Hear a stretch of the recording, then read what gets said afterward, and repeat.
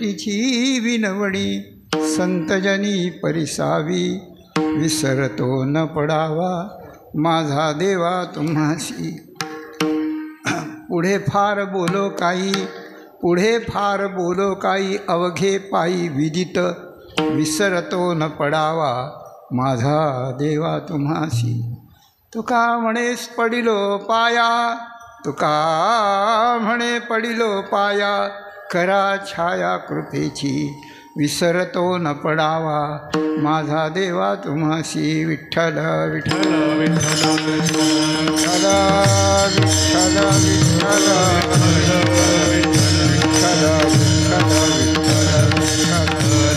विठ्ठल विठ्ठल. हो नमामि सद्गुरुं शान्तं सच्चिदानंद विग्रहं पूर्ण ब्रह्म परानंदं ईशमाळंदी वल्लभं.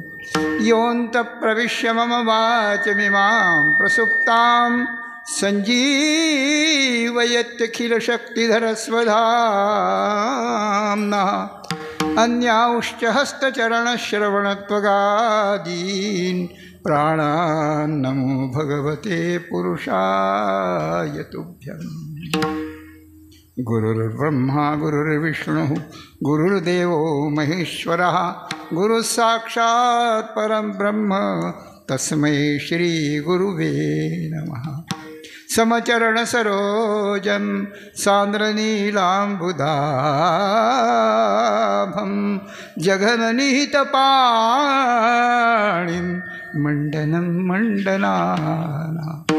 तरुण तुलसीमालाङ्कन्धरङ्कञ्जनेत्रं सदय धवलहासं विठ्ठलं चिंतयामि.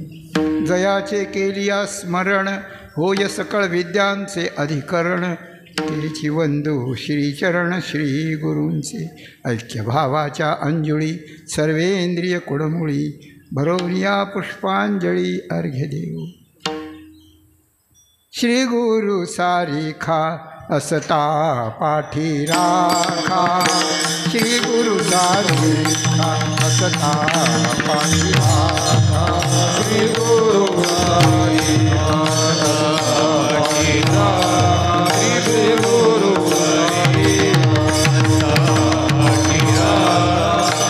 इतरांचा लेखा कोण करी, इतरांचा लेखा कोण करी. श्री गुरु सारिखा असता पाठी राखा. श्री गुरु सारिखा असता पाठी राखा. इतरांचा लेखा कोण करी, कोण करी. श्री गुरु सारिखा असता पाठी राखा. श्री गुरु सारिखा असता पाठी राखा. विठ्ठल विठ्ठल विठ्ठल विठ्ठल विठ्ठल. शेवटीची विनवणी संतजनी परिसावी, विसरत न पडावा माझा देवा तुम्हासी. भगवान दत्तात्रयांच्या पवित्र चरणकमलाजवळ गंगा मातेच्या परमपावन तटावर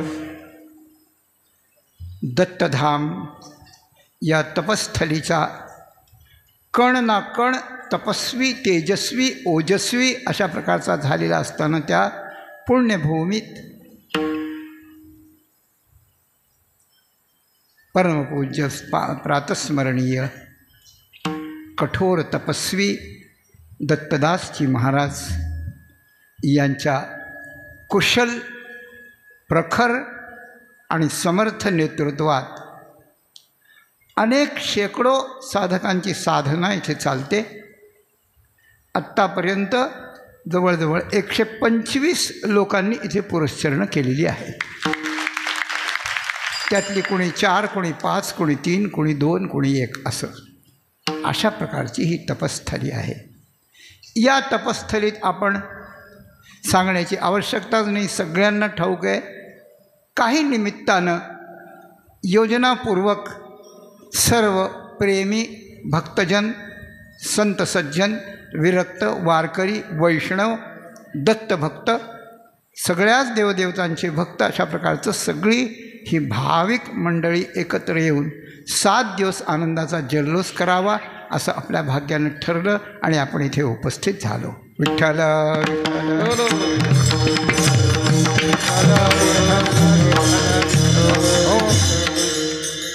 या कीर्तन महोत्सवात जी कीर्तनं झाली, पहिल्यापासून दिनकर महाराज, त्याच्यानंतर पैठणचे योगीराज महाराज यांच्यापासून आरंभ झाला.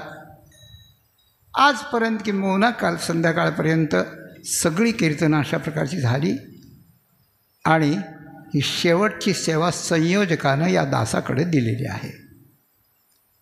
कारण वर्षभर 16 महिने इथं असतो तरी माझं तोंड मोकळं होतं. इथे सगळे मौन करतात, पण महाराजांनी म्हणलं तुम्हाला मौनाचं काही नाही म्हणे, तुम्ही बोलू शकता. आणि मौनावाल्यालाही माझ्याशी बोलायला त्यांनी परवानगी दिली होती. एवढी उदारता त्यांची, काही नियम नाही म्हणे तुम्हाला.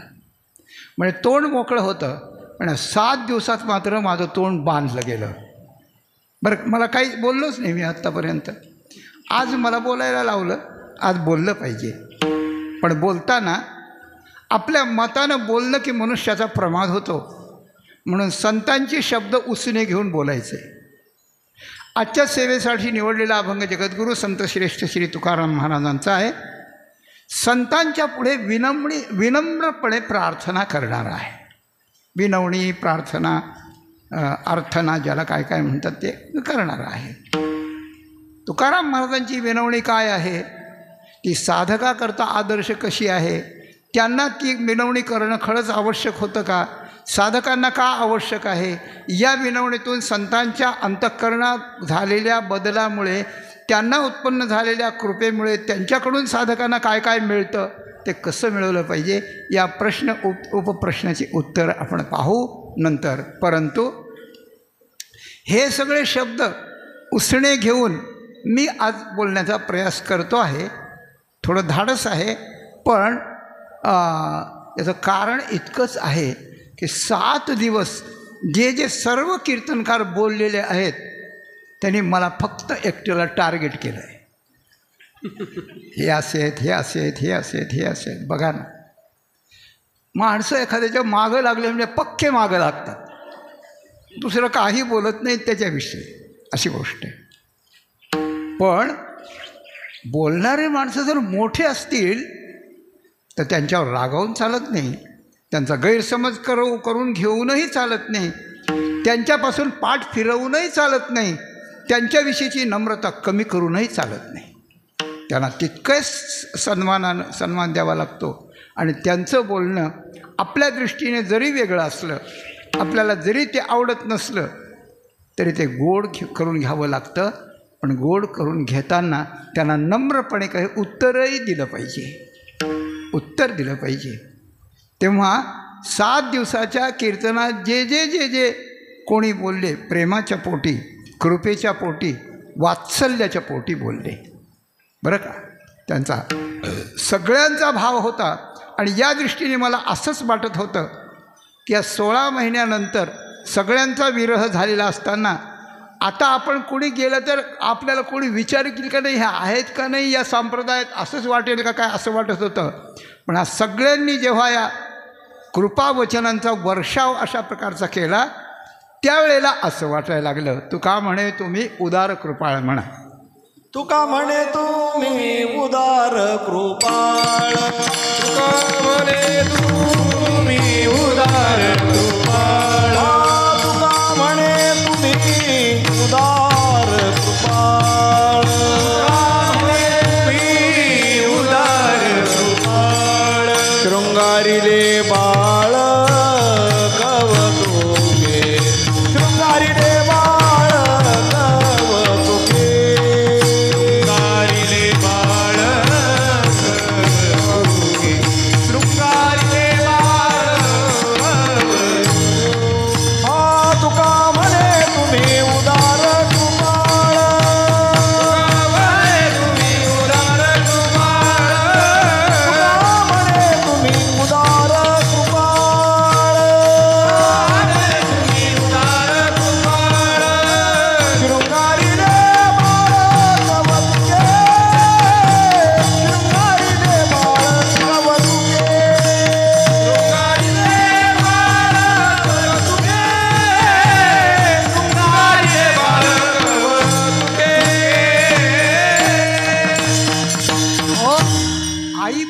शृंगार करीत असते ती बाळाच्या म्हणण्याप्रमाणे करीत असते की आपल्या आवडीप्रमाणे करीत असते, आपल्या आवडीप्रमाणे करीत असते. तिला जे त्याला घालावं असं वाटत असतं ते त्याला ती करीत असते. आता शृंगार जर फार मोठा असला, भारी शृंगार असला, रत्नाची माळा असली, पृथ्वीवरणाचे रत्न असले, सोन्याचं असलं सगळं, आणि त्या अलंकाराला ते पोरगं जर शोभणारं नसलं, ते जर काळंकुट्ट असलं, चपट्या नाकाचं असलं, जाड ओठाचं असतं, बटबटीत डोळ्याचं असलं, तिला ते चांगलं वाटतं. वास्तविक त्या शृंगाराला ते पोरगं शोभत नाही, पण तिच्या आवडीप्रमाणे ती घालते, असं त्या ठिकाणी घालायला त्या ठिकाणी लागत असते. असाच काही प्रकार आहे. संत सज्जनांना श्री तुकाराम महाराज म्हणतात, तुम्ही उदार आहात आणि कृपाळ आहात. कारण काय आहे की माझ्यासारखा सामान्य साधक तुमच्याकडे जर आला तर एखादं बाळ आईकडे यावं असं तुम्हाला वाटतं. तुम्ही कृपेचा तुम्ही उद्धाराचा किंबहुना वात्सल्याचा कृपावर्षाव करता आणि देण्याकरता औदार्य करता. औदार्य आणि कृपालुत्व, कृपालुत्व आहे पण औदार्याला जवळ जर काहीच नाही तर देणार काय, अशी गोष्ट आहे. संपत्ती खूप आहे पण औदार्यच नाही तर उपयोग काय? औदार्य आहे पण संपत्ती नाही तर उपयोग नाही. आणि संपत्ती औदार्य जरी असलं तरी एखाद्यावर जर कृपा नाही झाली तर उपयोग नाही. म्हणून कृपालुत्व आणि औदार्यत्व या दोन्ही गोष्टी तुमच्याकडे आहेत. म्हणून तुकाराम महाराज म्हणतात या बाळाला तुम्ही शृंगारलेलं आहे. असंच सगळ्यांना शब्दसुमनांनी शृंगार करण्याचा प्रयत्न आपण केलाच ही गोष्ट खरी आहे. पण या शृंगाराला हा जीव योग्य आहे का नाही याचा विचार थोडा केला पाहिजे. आणि तो कुणाला सांगून कोणी करणार नव्हतं. म्हणून आजच्या अभंगाच्या निरूपणाच्या निमित्तानं याबद्दल थोडंसं बोलण्याची मी इथे उपस्थित असलेल्या सर्व संत सज्जनांच्या जे असतील त्या सर्व संत सज्जनांच्या आणि संत जनी म्हणजे संत आणि जन म्हणजे सर्वांच्याच चरणी एक विनंती अशा प्रकारचं करतो. तुकाराम महाराजांची याकरता वेचून घेतलेले जे शब्दसुमन आहेत हे शब्दसुमन भगवंताला नाही संतांना विनवणी करणारे आहेत. संतांना विनवणी करणारे आहेत आणि ते घेतलेत याकरता संतांना विनवणी करण्याकरताच घेतलेले आहेत. एखाद्या सरकारी ऑफिसात आपल्याला काही सर्व्हिस मिळण्याकरता जर अर्ज करायचा असला तर तो अर्ज आपल्या मनानं लिहून चालत नाही.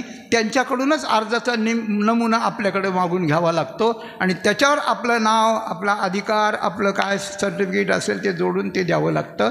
त्याप्रमाणे आपल्याला संतांनी महाराष्ट्रीयन संतांनी विशेषत्वानं ही अशी व्यवस्था करून ठेवली की कोणी साधक संतांशी आणि देवाशी त्याला जर बोलायचं असलं तर काही नाही करायचं. एक अभंग घ्यायचा त्यात देवाला बोललेले तुकाराम महाराज ज्ञानेश्वर माऊली सगळे संत असतील तर त्याप्रमाणे संताला असतील तर त्याप्रमाणे फक्त ते बोलताना तुकाराम महाराज बोलत नसून मी बोलत आहे देवाशी. देव माझ्यासमोर आहे. तो माझी सगळी विनवणी माझी ऑफर ऐकतो आहे. अशा सच्छील भावनेनं जर या अभंगाचा उपयोग करून आपण जर बोलू लागलो तर ते तसं सगळंची सगळं बोलणं आपण म्हणून देव स्वीकारतो. आणि याच्याकरताच संतांनी लिहिलेलं असतं. त्यांना काही एवढी गरज नसते सगळी त्यामुळेच लिहिलेलं असतं. म्हणून देव त्याचा स्वीकार अशा प्रकारचा करीत असतो. या न्यायानं तुकाराम महाराजांनी संतांना केलेली विनवणी आणि प्रस्तुत प्रसंगाबद्दल त्यावर त्या ठिकाणी केलेले विवेचन या दोनच गोष्टी आहेत. तुकाराम महाराज संतांना विनंती करतात असंच नाही. तुकाराम महाराज कधीकधी देवाला पण विनंती करतात. देवालाही विनंती करतात. तुकाराम महाराज कधीकधी जगालाही विनंती करतात. जगाला संतांनी केलेली विनवणी भगवंताला संतांनी तुकाराम महाराजांनी देवाला केलेली विनवणी तुकाराम महाराजांनी संतांना केलेली विनवणी आणि तुकाराम महाराजांनी जगाला केलेली विनवणी. विनवणी शब्द एकच आहे पण त्या विनवणीच्या स्वरूपात मात्र बदल आहे. विठ्ठल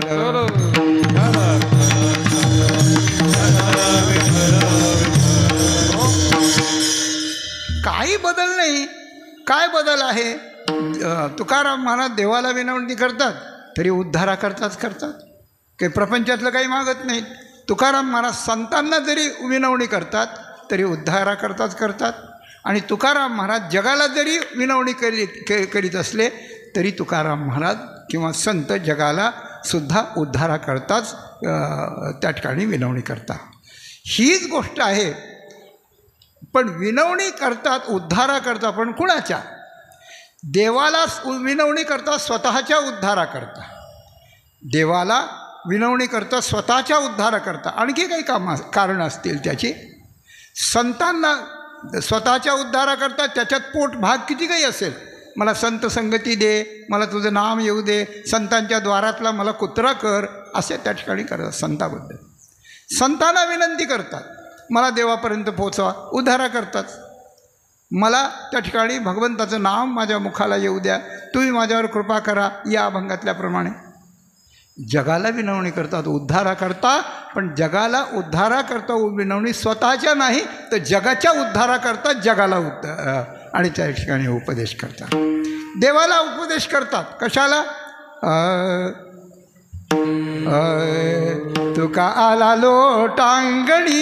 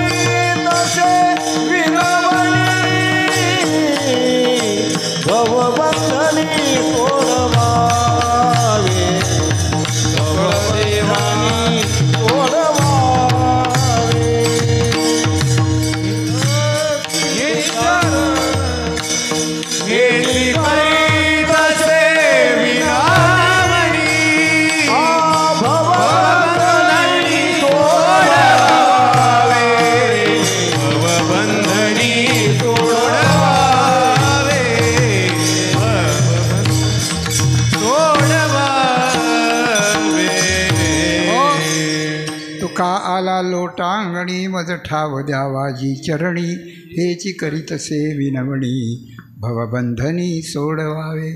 तुकाराम महाराजांच्या वह्या ज्या वेळेला बुडवल्या होत्या आणि 13 दिवसांच्या उपोषणाच्या कडक उपोषणाच्या अनुष्ठानानंतर जेव्हा बालकृष्ण बालवेशानं भगवान जेव्हा भेटले त्यावेळेला लोटांगण घालून तुकाराम महाराजांनी विनवलं की मला या भवबंधनातून आपण सोडलं. स्वतःच्या उद्धाराकरता भगवंताची विनवणी तुकाराम महाराज किंवा कोणतेही संत करतात अशी गोष्ट आहे, ही गोष्ट आहे. त्याचप्रमाणे जगाला पण विनंती करतात, जगालाही विनंती करतात. विनवितो सकळ जना कर जोडोनी थोरा लहाना इतुलेची द्या मज विना दिना. हो तुकया बंधू म्हणे राम राम म्हणा. किंबहुना हीच माझी विनवणी कर जोडोनी या दोन्ही शरण एका जनार्दनी. तुम्ही वासुदेव म्हणा अनुदिनी रे तुम्ही वासुदेव वासुदेव म्हणा. जगाला विनंती करतात, जगाच्या उद्धाराकरता देवाला विनंती करतात, स्वतःच्या उद्धाराकरता आणि स्वतःच्या उद्धाराचाच अँगल कायम ठेवून संतांनाही त्या ठिकाणी विनवणी करतात. संतांना विनवणी अशा प्रकारचं करतात. त्या विनवणीत अनेक प्रकार आहेत, त्या विनवणीत अनेक प्रकार आहेत. कधीकधी एखाद्या शास्त्राच्या निर्णयाच्या न्यायाबद्दल तुम्ही न्याय द्या म्हणून विनंती करतात, म्हणून विनंती करतात. बरं सांगा विनवितो तुम्हासी संत महंत सिद्ध ऋषी. नाम घेता वाया गेला असा कोणी ऐकेला? नाम घेताना वाया गेला असा कोणी आहे का? ऐकलाय काय? सांगा. मी विनवितो. सामान्य लोक नाही, तुम्ही संत महंत आहेत, सिद्ध पुरुष आहेत, ऋषी आहेत, या सगळ्यांना मी त्या ठिकाणी विनवितो. एखादा निर्णय करण्याकरता संतांना विनविलं जातं. कधीकधी संतांना देवाकडं पोचवण्यासाठी, देवाला विनंती करण्यासाठी, देवाकडे ऑफर करण्यासाठी, देवाकडे आपला निरोप सांगण्याकरता. परवाच आपण पांडुरंग बुवांचा अभंग ऐकला, तुम्ही संत सारे कृपेचे सागर निरोप आहात फार सांगा देवा. तेव्हा निरोप सांगण्याकरता कधी कशा करता अशा प्रकारचं विनवतात.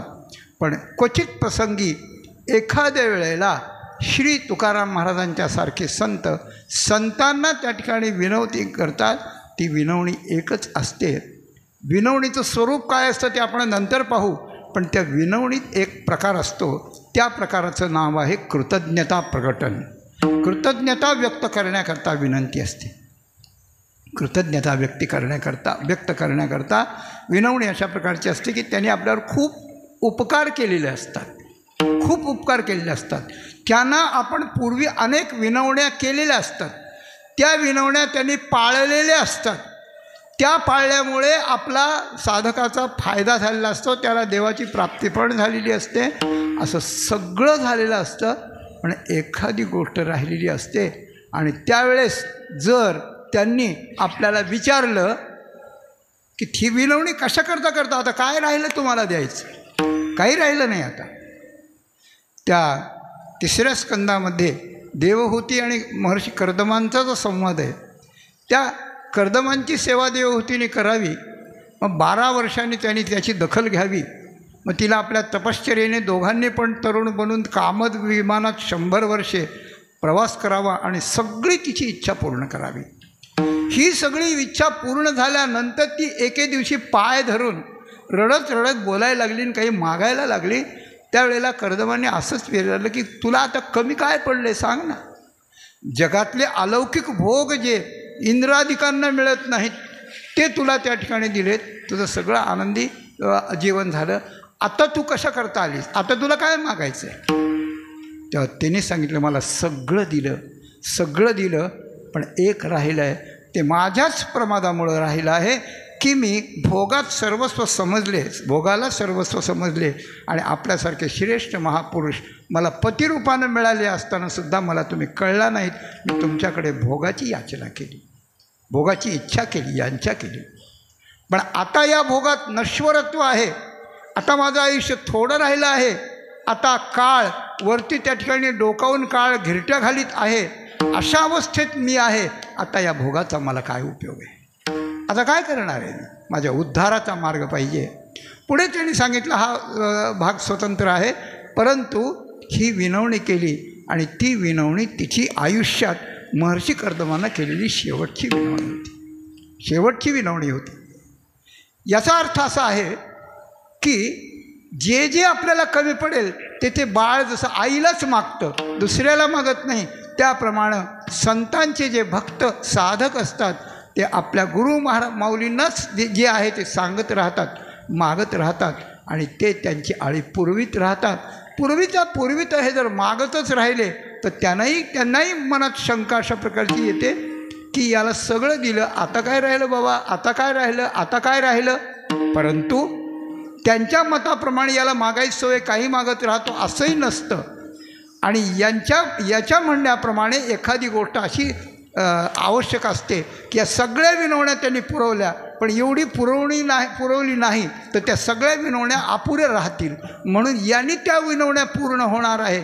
अशा वेळेस जी विनवणी केली असते ती संतांच्याकडे केलेली विशेष विनवणी असते.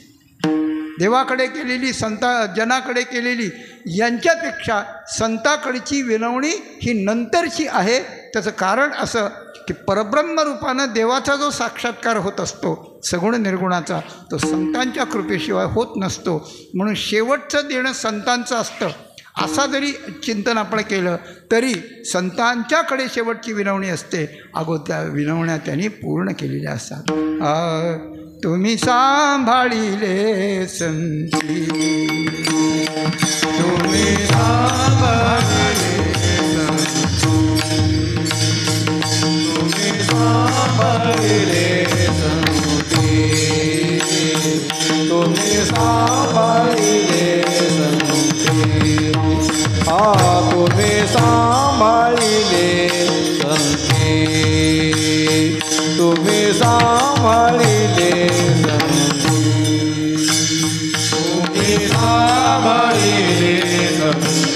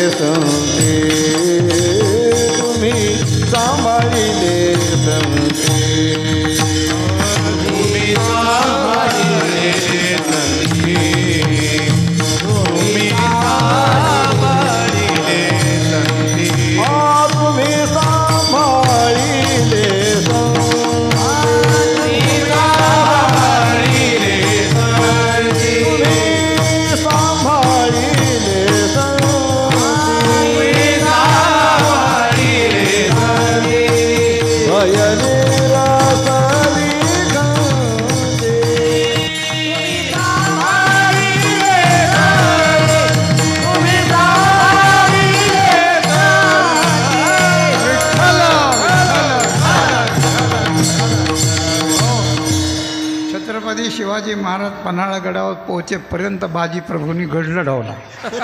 विठ्ठला विठ्ठला.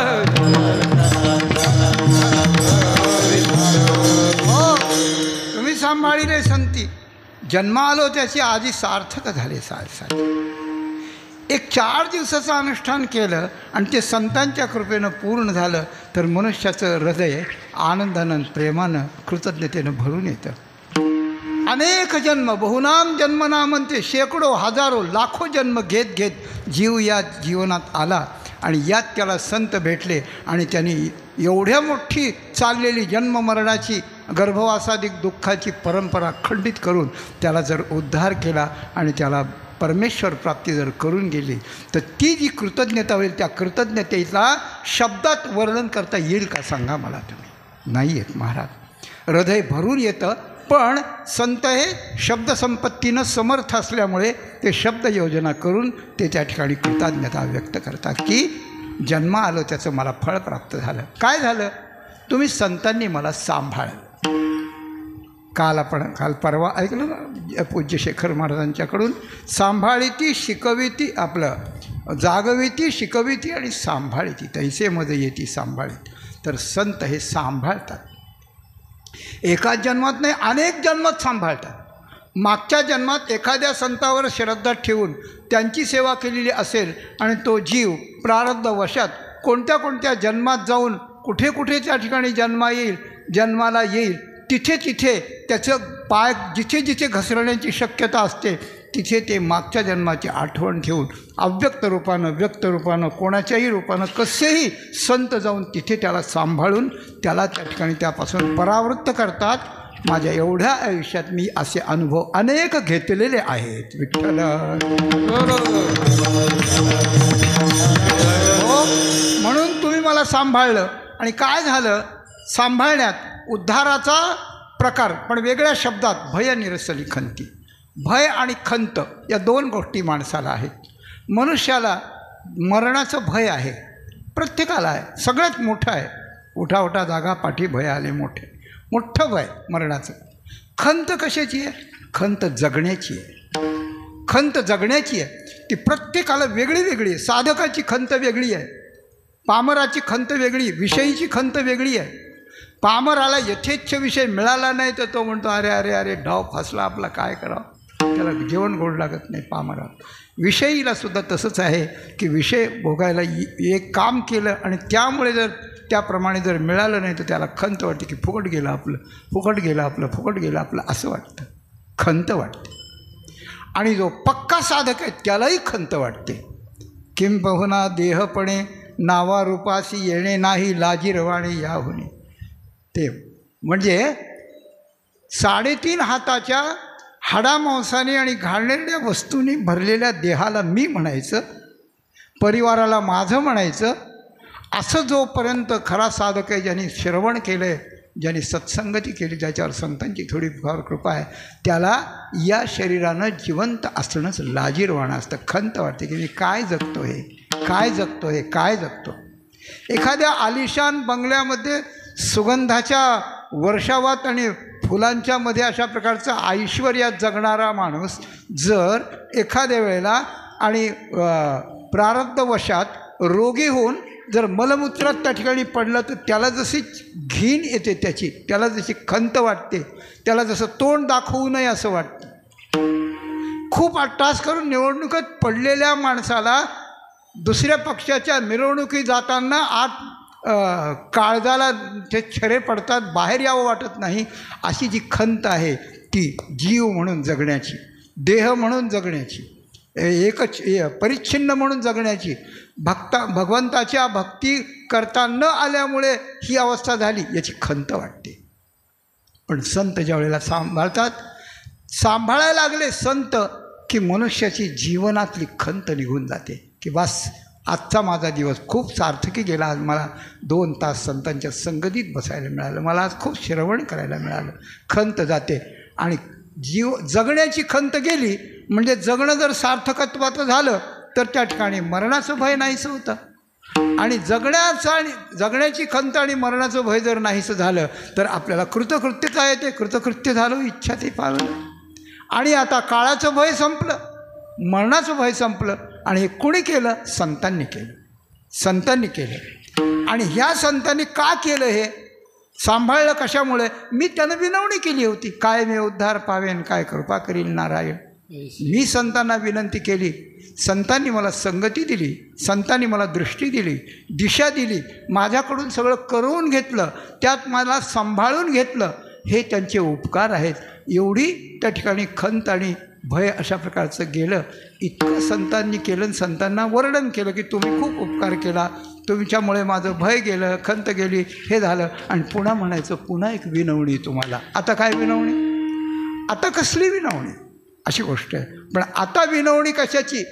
असं संतांना विनवणी करतो मी असं म्हणून संत ज्या वेळेला साशंक नजरेनं पाहू लागतात की आता तुम्हाला सगळं आम्ही दिलं आहे, आता विनवणी करण्याचं काय कारण आहे? असंही असताना ज्या वेळेला ती विनवणी केली जाते त्यावेळेला त्यांनी ऐकावी लक्ष देऊन ऐकावी याकरता त्या विनवणीला एक विशेषण लावलं जातं, त्याचं विशेषण आहे शेवटची विनवणी. आता यापुढे मी तुम्हाला विनवणी करणार नाही, ही शेवटचीच विनवणी आहे. अशी एक शेवटची विनवणी श्री तुकाराम महाराज अभंगाच्या पहिल्या चरणात. शेवटची विनवणी संतजनी परिसावी, संतजनी परिसावी, संतजनी परिसावी.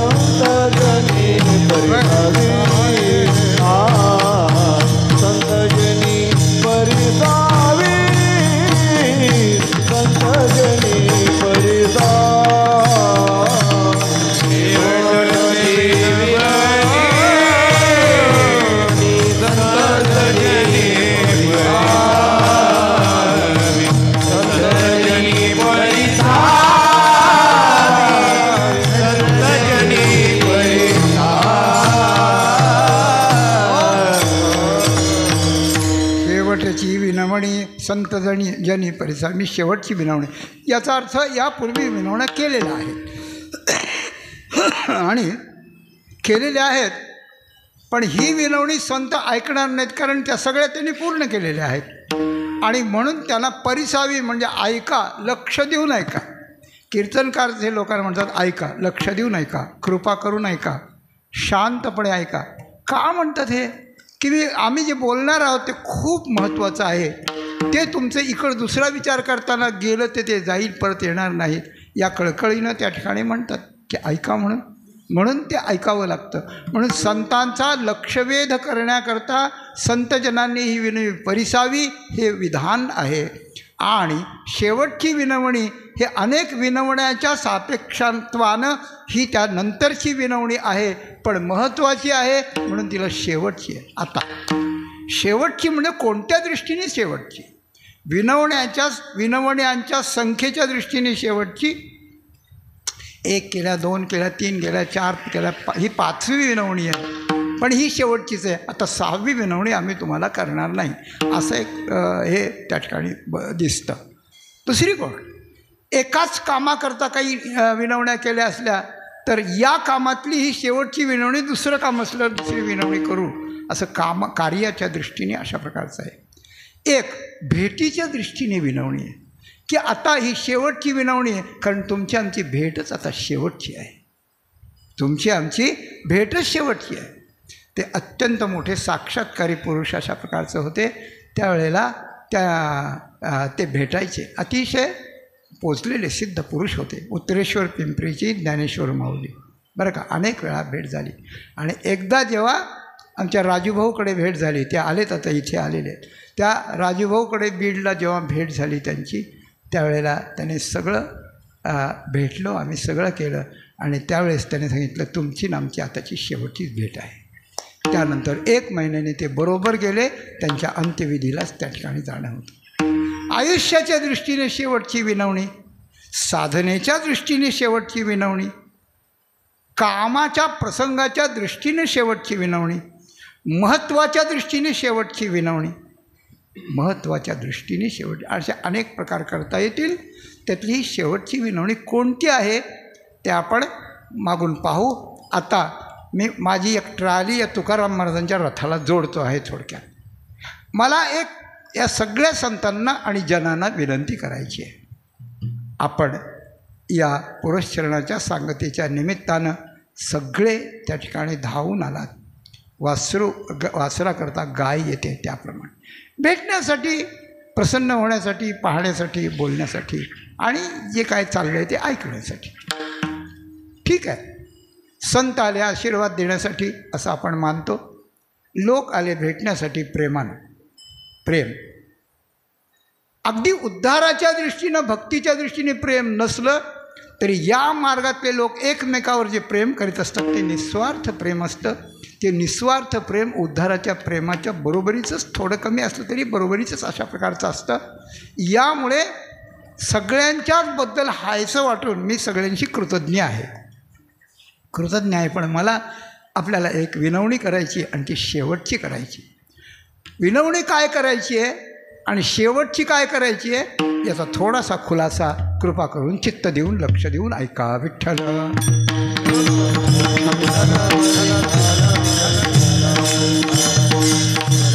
हो, हे मी आपल्या उपस्थित असलेल्या सर्व संतांना आणि जनाला विनंती करतोच आहे. आत्ता जे इतर ठिकाणी या लाईव्ह पद्धतीनं ऐकत असतील त्यांनाही विनंती करतो. आणि जे जे संत आपल्याकडे येऊन गेले, ज्यांनी आशीर्वाद दिले, ज्यांनी खूप खूप भरभरून त्या ठिकाणी बोलण्याचा प्रयत्न केला, त्यांनाही माझी विनंती अशी आहे की कधीतरी त्या मोबाईलवर एवढा शॉर्ट थोडासा ऐकायला आपण वेळ द्या आणि ही विनंती माझी ऐका. कारण तुम्ही थोडीशी आज्ञा किंवा थोडंसं वर्णन इथे जे केलं त्याचं हे उत्तर आहे. ते उत्तर मला जबाबदारीनं दिलं पाहिजे. त्याकरता ते शास्त्रालाही कुठं आडवं तिडवं आलं न पाहिजे, संतांची मर्यादा त्यात मोडली न पाहिजे, साधकांना आदर्श ठेवण्यात काही गडबड न वाटली पाहिजे आणि आपल्या वाणीला संतांशी बोलताना काही दोष झाला न पाहिजे. या 4 गोष्टी टाळून संतांची विनवणी, संतांना जी विनवणी करायची आहे ती अशा प्रकारची आहे, जबाबदारीची आहे. कसं असतं, एखाद्या माणसाला कोर्ट कचेऱ्याचं जर कारण असलं किंवा पडत असलं, मोठी संस्था आपल्याकडे, कोर्टात कचेरीत सतत जावं लागतं, बँकेत जावं लागतं, इकडे जावं, तर थोडी कायद्याची माहिती असली पाहिजे. कायद्यात आपण कुठं अडकणार नाही त्याकरता आपलं प्रोसिजर, या कामाचं कसं बनवायचं आहे, हा प्रोजेक्ट कसा बनवायचा आहे, यात आपण अडकणार नाहीत याची विचार करावा लागतो. एक. दुसरी गोष्ट अशी आहे की आपण मोठ्यांच्याबद्दल आपल्याला जर काही शंका आली तर ती शंका विचारताना त्यांचा कुठंही मान कमी न झाला पाहिजे आणि आपल्या अंतःकरणात त्यांची कमी श्रद्धा आहे कधी उघड झालं नाही पाहिजे, म्हणजे नसलीच पाहिजे. आणि थोडी आली शंका तरी पण ते उघड न झालं पाहिजे. त्यांच्याविषयी आपल्याला अभावना झाली आहे हे प्रगट होता कामा नये. कायद्याच्या म्हणजे इकडं तिकडं कायदा आणि इकडं शास्त्र आहे, शास्त्राच्या चौकटीत ते बसलं पाहिजे. त्यांना त्या ठिकाणी हे पटलं पाहिजे आणि मग त्यांनी त्याचा खुलासा केला पाहिजे किंवा निर्णय लागला पाहिजे. असा प्रकार आहे. या प्रकारातही असंच आहे. हे सगळे लोक जे या जीवाबद्दल बोलले, काही नाही, एक पुरस्चरण केलं. आता इथं 125 लोकांनी केलं. 125 लोकात माझा 108वा नंबर होता. यात एकाने केलं, काय त्यात विशेष झालं? विशेष काय झालं? 125 टाळकरी उभे राहिले, एक टाळकरी उभा राहिला. फार चांगला आवाज असेल त्याला, थोडासा झाला असेल काहीतरी, विशेष काय त्याचं इतका उहापोह करण्याचं कारण काय? अशी गोष्ट आहे. नाही, कारण आहे म्हणे. काय? आताचा काळ विचित्र आहे. या विचित्र काळात आणि त्या ठिकाणी एका जागेवर बसणं कोणाला होत नाही, काही नाही, असं काही कारणं असतील त्याला. परंतु एक गोष्ट आहे की जे सगळं जे बोलले ते माझ्या दृष्टीनं त्याचं उत्तर वेगळं आहे, खूप वेगळं आहे. आणि आपण काय आपल्याकडून देवानं काय करून घेतलं आहे आणि ते कसं झालं आहे हे दुसरे कितीही जाणकार लोक असले तरी ते ज्याची त्याला समजत असतं, काही लक्षात येत असतं, बरंच लक्षात येत असतं. हां, आपल्यापेक्षाही आपल्या काय चाललं आहे हे भगवंताला आणि सद्गुरूंना जास्त कळतं. भगवंताला आणि सद्गुरूला, नियतीला आपलं काय ते सगळं कळतं. त्याच्या मागोमाग आपण विचारशील असू तर आपल्याला कळतं आणि त्याच्या मागोमाग आपल्या बाहेरच्या माणसाला आपलं बाहेरचं पाहून ते आतला अंदाज लावतात आणि त्याप्रमाणे आपला समज गैरसमज करून लोकांपुढेच मांडतात की हे असे, हे असे, हे असे, हे असे. असं होतं सर्वथा, म्हणजे सर्वसाधारण. मी सांगेन आपल्याला की हे पुरस्चरण जे झालं ते फार जाणून बुजून केलं, अगदी म्हणजे खूप मनावर नियंत्रण करून केलं, अमुक करून केलं, तमुक करून, काही नाही यातलं काही नाही. मी खरं बोलतो, या जागेवर तरी खोटं बोलायचं नसतं ना, खरं बोलायचं. माझा संकल्पच नव्हता काही, माझा संकल्प नव्हता. लहान मुलाचा भोजनाचा संकल्प नसताना आणि इच्छा नसताना आई त्याला मांडीवर आडवं घेऊन बळच दूध पाजते, असं माझ्याकडून हे पुरस्चरण करून घेतलं गेलेलं आहे. विठ्ठला विठ्ठला.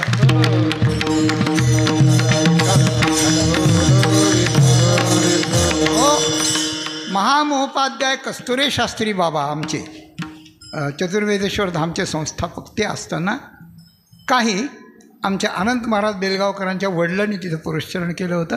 तेव्हा मला एक उर्मी थोडीशी आली होती की आपले लोक सगळे आपण एक पुरस्चरण करावं, परंतु धाडच झालं नाही, संगती लागली नाही, काय काय काय काय कारणं आली, ते काही झालं नाही. त्यानंतर तो संकल्प मावळला, पुन्हा तो संकल्प आला नाही, आलाच नाही संकल्प परत. मग इथे आल्यानंतर पूज्य श्री महाराजांच्या ठिकाणी असंच कीर्तन महोत्सव होता. त्यात एक कीर्तन होतं, ते करायला आलं होतं. ह्या आता जे मंदिर आपल्याला भव्य दिसतं ना, या मंदिरातली दत्तप्रभूंची जी प्राणप्रतिष्ठा होती, त्याच्याकरता 3 दिवसाचा महोत्सव होता. त्यात एक कीर्तन होतं, त्याकरता करायला आलं होतं. आमचे माधव बरोबर होते, माधव हरी. आणि तो माधव आम्हाला म्हणायला लागला की मला इथून जावंच नाही वाटत, तुम्ही जा, मी राहतो इथंच थांबतो. मग इथं पुरस्चरण चालले होते, म्हणजे इथे राहून काय करशील तू, मला पुरस्चरण करतो. पुरस्चरण करतो हे समजल्यावर, महाराजांना समजल्यानंतर महाराज म्हणजे तू तर करच बाबा, पण तुझे आजोबा तुझ्याबरोबर पाहिजेत. त्यांनी आणि मला सांगितलं तुम्हाला, आणि करा नाही, करायचंच आहे, जास्त बोलत नाही मी, करायचंच आहे असं सांगितलं. संकल्प काहीच नव्हता, पण संकल्प नसताना जर एखाद्या महात्म्याचं वाक्य जर आपल्याकडे आला आणि आपल्याला महात्म्याबद्दलची श्रद्धा असली, तर अंतःकरणाचे सगळे पटापट बदल होऊन त्याचं रूपांतर संकल्पात होत असतं, अशी गोष्ट आहे. याचा अर्थ काय? याचा अर्थ असाच की संत जे सांभाळीत असतात, कोणाच्या रूपानं कुठूनही कसंही कोणत्याही प्रसंगात हे होत असतं, असं त्या ठिकाणी झालं. पण मी त्यांना म्हटलं की मी माऊलींची आज्ञा घेऊन मग त्या ठिकाणी सांगतो. बाकीच्या सगळ्या अडचणी त्यांनी भराभर दूर केल्या, त्याचा सगळ्याचा तपशील सांगायला वेळ जाईल खूप, परंतु ते सगळं अशा प्रकारचं झालं. दुसरी गोष्ट, कार्यक्रमाचं काय करायचं? कार्यक्रमाचं काय, गोविंदाला म्हटलं ज्यांना तू मान्य असेल ती तिथं जाऊन करायची, नाही तर सांगायचं आता सध्या काही कारणानं बंद आहे म्हणून, असं करायचं. त्यात काही घोळ झाला नाही, काही अडलं नाही. परिवाराने सगळं तिकडे केलं आणि त्यांनीच मला केली की तुम्ही राहा, तुम्ही तर राहा, तुम्ही राहा. आता काय केलं पाहिजे सांगा? माऊलीने पण कौल दिला. माऊलीने कौल असा दिला, थोडक्यात मर्यादा सांभाळून. परवा मला आज्ञा केली चंद्रशेखर महाराजांनी, पूज्य शेखर महाराजांनी, की मर्यादा ठेवून काही सांगा म्हणून. माऊलींच्याकडे गेलो.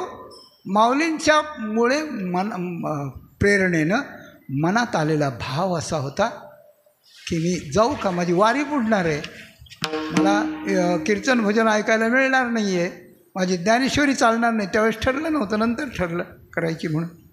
हे सगळं होणार आहे. त्यावेळेस माऊलींचा भाव असा आला की अरे तू काय पुरस्चरण करणार आहे, आम्हीच तुझ्या पुरस्चरणाची व्यवस्था केलेली आहे.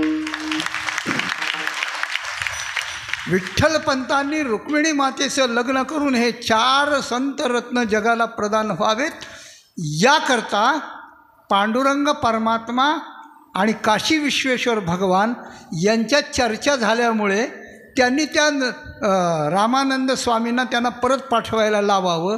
हे जसं देवाच्या योजनेतून व्हावं, त्याप्रमाणे आम्ही तुझ्या या पुरस्चरणाची योजना केली आहे. दत्तात्रेय भगवंताला विनवणी केली की काय मला माहिती नाही, पण दत्तात्रेय भगवंताची प्रेरणा महाराजांना आणि महाराजांचा आग्रह मला, आणि सगळी परिस्थिती त्या ठिकाणी जुळून आली. यात मी काय केलं आहे सांगा ना. मी काय केलं. उगीच कुणीतरी माझं वर्णन केलं आणि मला खरंच जर वाटायला लागलं मी हे केलं आहे आणि असं वाटायला लागल्यानंतर ते कर्म जर सगळं वाया गेलं तर 16 महिन्याच्या या सगळ्या याच्यावर पाणी पडलं ना या 7 दिवसांनी, काय होईल विचार करा थोडा. काहीच उपयोग नाही त्याचा, अशी गोष्ट आहे. म्हणून कर्म करून परमेश्वराला समर्पण करणं ही आपल्याकडची पद्धत आहे. जे तुले कर्म निपजे ते थोडे बहु न म्हणे निवांत जे अर्पी जे माझ्या ठाई. मुळात आहे की कर्मच मी करीत नाही, कर्म मी करीत नाही. एकीकडून भगवंताची प्रेरणा मिळते, एकीकडून बुद्धीला चालना मिळते, एकीकडून परिस्थिती अनुकूल होते आणि एकीकडून तिथे आलं जातं आणि सगळ्या गोष्टी नाव जशी प्रवाहानं नाव किंवा पोहणारा प्रवाहानं आपोआप जात असतो तसंच ते होत असतं. यात आपलं कर्तृत्व काहीही नसतं. असं माझं कर्तृत्व काही नसताना जे माझ्यावर आरोप केला जातो की यांनी हे केलं ते केलं ते केलं. दुसरीकडं असं आहे की एखादा म्हणतो मी केलं आणि दुसरं म्हणलं आमच्याकडं झालं तर त्याच्याशी भांडणं होतात की मी केलं आणि दुसऱ्याला कसं काही श्रेय देतो. पण इथं भांडण उलटं आहे, इथं उलटं आहे की मी काहीच केलं नाही तरी हे संत असं त्या ठिकाणी बोलतात. आता संतांचं बोलणं हे खरं आहे का खोटं आहे मी माझ्या तोंडाने बोलत नाही. असं जर असेल तर संतांचं बोलणं हे बरोबर आहे का, एक दृष्टी. दुसरी दृष्टी काय, दुसरी दृष्टी अशी की यांची हे केल्यामुळं आता अशी अवस्था झाली, आता यांचं असं झालं आहे, आता यांचे असं झालं आहे. असं जे झालं जे केलं आहे त्याच्याबद्दल एक आणि झालं आहे त्याच्याबद्दल एक, हेही त्यांचंच बोलणं आहे. हे बोलणं बरोबर आहे का, हे बोलणं बरोबर नाही असं दिसतं माझ्या घटनेवरून, प्रसंगावरून आणि अनुभवावरून. हे सगळं बोलणं सगळ्यांचं म्हणजे सगळ्या कीर्तनातलं सगळं बोलणं खोटं होतं. थोडं धाडसाने बोलतो मी. पण एक गोष्ट आहे, अजून एक गोष्ट आहे. ज्या संतांनी आपलं सगळं जीवन माऊलींच्या आणि पांडुरंगाच्या चरणी वाहिलेलं आहे, ज्यांनी दिले संसाराला पाणी, कोण कोणा गाठी, कोण पुण्य कोणा गाठी, जी हरी ऐशी याची भेटी, असे हे लोक आहेत. हे लोक खोटं बोलणारे. अरे ज्यांनी स्वतःचा स्वार्थ सगळा सत्यासाठी सोडून दिला ते खोटं कसं बोलतील. म्हणजे एकीकडून संत खोटं बोलत नाहीत ही गोष्ट काळ्या दगडावरची रेघ आहे आणि एकीकडून हे 7 दिवस जे सगळं बोललेले आहेत ते माझ्या दृष्टीने काहीही बरोबर नाही. कारण मी स्वतःच्या संकल्पाने पुरस्चरण केलं नाही. जे केलं ते खूप तंतोतंत झालं असेल असा माझा दावा नाही असाही दावा नाही. आणि याकरता मी जेव्हा कधी व्याकुळ होऊन मध्ये आलेली अडचण जेव्हा दत्तदास महाराजांना सांगत असे त्यावेळेस 1-2दा ते म्हणजे तुम्ही काळजी करू नका, तुम्ही करीत राहा. तुमच्या पुरस्चरणाची आज सांगू नये पण सांगतो सगळी जबाबदारी मी घेतलेली आहे. एका महात्म्यानं हे म्हटलं, मी जबाबदारी घेतलेली आणि त्याप्रमाणे ती जबाबदारी इथपर्यंत आली. म्हणजे करण्याचा संकल्प आणि सुरुवात याचंही माझ्याकडं काही येत नाही आणि ते निर्विघ्नपणे करावं, सातत्यानं करावं, वेळेवर करावं, एकासनावर करावं वगैरे त्याचे जे नियम आहेत त्या नियमाच्या बाबतीतही त्या ठिकाणी माझ्याकडे येत नाही. बरं, करण्याच्या बाबतीत आता सुरू झालं आता संपल्यानंतर जी अवस्था झाली ती अवस्था पुष्कळ वेळा आपल्याला काय झालं ते आपल्याला कळत नसतं, बरं का, कळत नसतं. म्हणून आपण त्याच्याबद्दल काही कल्पना वगैरे करायची नसते. तर मग लोक म्हणतात की काय, आम्हाला खूप अनुभव आला की आमच्या मुलाला नोकरी लागत नव्हती, मी इकडे येऊन बसलो की 4थ्या दिवशी त्याला ऑर्डर आली. असे अनेक अनुभव लोकांनी सांगितले ते व्यवहारातले. असा व्यवहारातला अनुभव म्हणजे पुरस्चरणाचं फळ आहे. काय, ही तर सकामता झाली. यात कामना कोणतीच नसली पाहिजे ना. गायत्री मातेला पहिल्यांदाच विनवलं, मला तुझी रिद्धी सिद्धी बुद्धी काही नको, मला फक्त माझ्या जीवनात घडलेल्या माझ्या चुका दाखवून दे.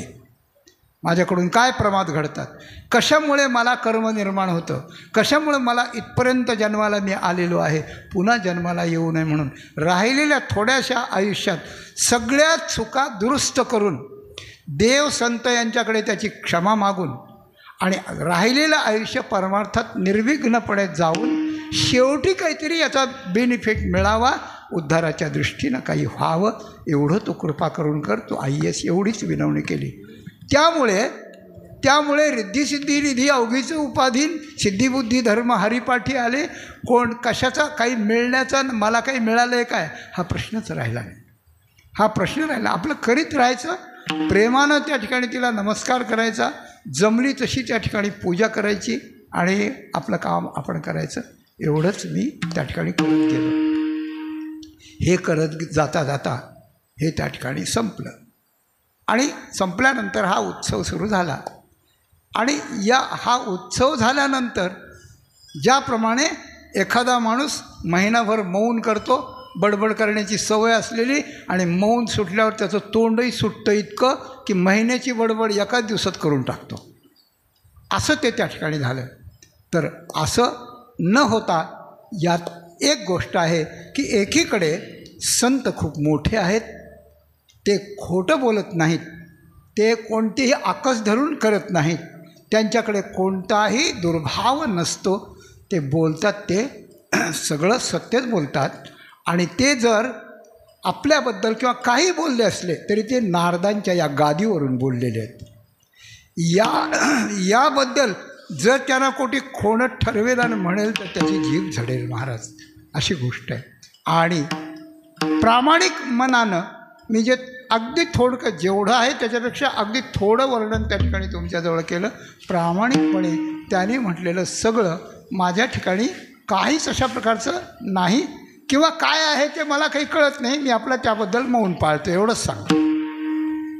याची संगती कशी? याची संगती अशी आहे की संत खोटं बोलत नाहीत. तर संत हे जे बोलतात त्यांच्या बोलण्यातून आपल्याला सांभाळण्याचाच एक भाग असतो, असं याचं सूक्ष्म कारण माझ्या लक्षात आलं.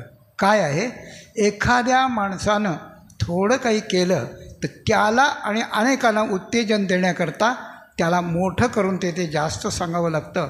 पण त्या जास्त सांगण्यात एक उत्तेजन असतं, प्रेरणा असते, त्याला अनेकांना आणखी एक गोष्ट अशी असते की पुढे काय झालं पाहिजे आणि पुढे काय व्हावं ते आधीच त्याच्यात समाविष्ट करून बोलत असतात. ही त्यांची सवय असते. आणि ही संगती जर घेतली तर मला मी काहीच केलं नाही असा माझा व्यावहारिक अनुभव, आणि ते जे बोलले ते त्यांच्या बोलण्यातला उद्देश, या दोन्हीची संगती व्यवस्थित लागते असं मला वाटतं. तुम्ही बघा, ऐकून मग सांगा विठ्ठल विठ्ठल.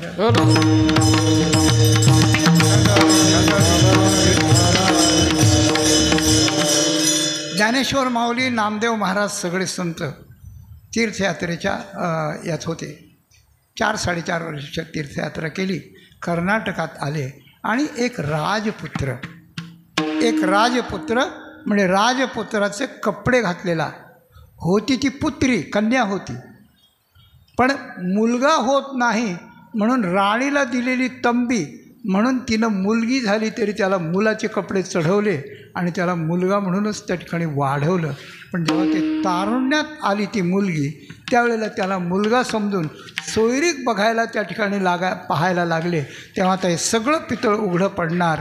आणि म्हणून याकरता आपला जीव ठेवणंच नको म्हणून अशा प्रकारची ती कन्या, ती मुलगी पुत्राच्या वेशात असून प्राणत्याग करायला निघाली. आणि हे सगळी संतांची दिंडी चालली होती, माऊली, नामदेव महाराज सगळे होते त्यात. आणि त्यावेळेला ती विनवणी करते. तिला कळलं की जे संत आहेत मोठे, यांना नमस्कार करावा. नमस्कार केला, डोळ्यात पाणी होतं, चेहरा उतरलेला होता. आणि ती मुलगी म्हणजे तो वेशधारी मुलगा असलेली मुलगी ती रडत होती. रडता रडता पाणी जसं रस्त्यानं जाताना खड्डा भरल्याशिवाय पुढे जात नाही, त्याप्रमाणे संतांना, साधू पुरुषाला दुःखी मनुष्य भेटल्यावर त्याचं दुःख दूर केल्याशिवाय ते पुढे जात नाही. काय झालं आहे, काय दुःखी आहे, ती सांगू लागली, मी तुम्हाला मुलगा दिसतो, पण मी मुलगी आहे आणि माझ्यावर असाचा प्रसंग आहे, मी प्राणत्याग करायला निघाले. तेव्हा माऊलीने तिला काय म्हणावं, तू मुलगी आहे? कोण म्हणतं मुलगी आहे तू कोण म्हणतं मुलगी आहे? मुलगी नाही आहेस तू मुलगी नाही. ती म्हणते मी मुलगीच आहे, मी फक्त कपडे घातलेले आहेत, मी मुलगीच आहे, मी कपडे घातले आहेत, मी मुलगीच आहे. ती म्हणते मी मुलगीच आहे आणि हे म्हणतात तू मुलगा आहेस. असं जितकं थोडा वेळ चाललं, त्या थोड्या वेळात तिला असं वाटत होतं की मला वाटतं ते बरोबर आहे आणि हे संत बोलतात ते बरोबर नाही आहे. वस्तुस्थिती होती, संत बोलतात ते बरोबर होतं, पण अनेक वेळा तू पुत्र आहेस, तू पुत्र आहेस, तू पुरुष आहेस असं म्हणता म्हणता म्हणता म्हणता तिच्या शरीरात, तिच्या अवयवातल्या स्त्री आणि पुरुष रचनेतला जो फरक असतो तो फरक कधी पडत गेला. रेड्याच्या मस्तकावर हात ठेवल्यानंतर त्याचा गळा, त्याचा घसा, त्याचा स्वरयंत्रात फरक कधी पडला ते जसं कोणालाच कळलं नाही आणि वेदमंत्र येऊ लागले, त्याप्रमाणे तिच्यात फरक कधी पडला त्यामुळे तिला कळलं नाही. आणि 2-4 वेळेस तो पुत्र आहे असं म्हणता म्हणता तिने स्वतःकडं जर त्या ठिकाणी थोडंसं लक्ष दिलं तर तिला स्वतःचं पुरुषाचं अंग वाटू लागलं. तो पुरुषच त्या ठिकाणी झाला. अशा प्रकारचा चमत्कार या त्या ठिकाणी घडला. स्त्रियेचा तो केला पुरुष उभा, पुरुष उभा, निमिष मात्रे देह पालटिला, निमिष मात्रे देह पालटिला, तो केला पुरुष उभा,